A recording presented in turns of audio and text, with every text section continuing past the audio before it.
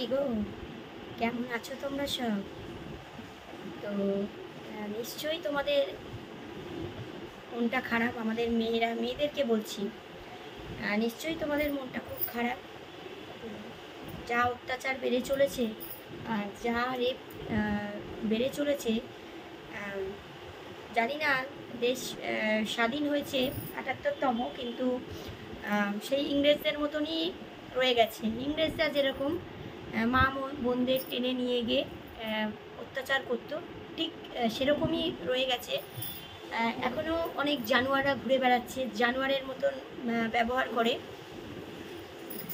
তবে আমি একটা কথাই তোমাদেরকে বলতে এসেছি আজকে, যে আমরা মেয়েরা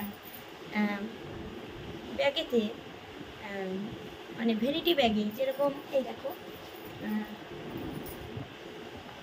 ভ্যানিটি ব্যাগে আমরা অনেক কিছু রাখি। পারফিউম রাখি, ফেস পাউডার রাখি, আইশ্যাডো রাখি, লিপস্টিক রাখি, অনেক কিছুই রাখি। কিন্তু এখন থেকে ওইসব না রেখে তোমরা ছুঁচ রাখো। ছুঁচ, বড় বড় যে কাঁথা সেলাই করে যে ছুঁচ, সেই ছুঁচ রাখো। কাঁচি রাখো, ছুরি রাখো, ছুরি, ছোট ছোট যে ছুরি। কেন জানো তো?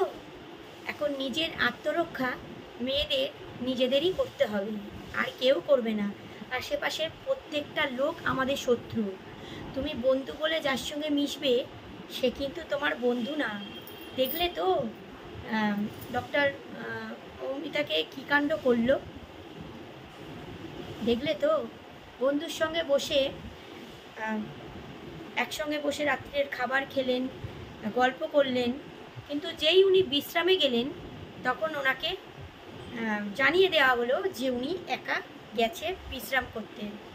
তবে তো এই কাণ্ডটা হয়েছে। তো মেয়েরাই হচ্ছে মেয়েদের শত্রু। সুতরাং এখন কোনো মেয়েকেই বিশ্বাস করবে না, আর ছেলেদের তো নয়।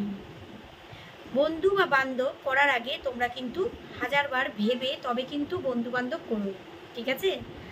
আর নিজের রক্ষা নিজেই করতে শেখো।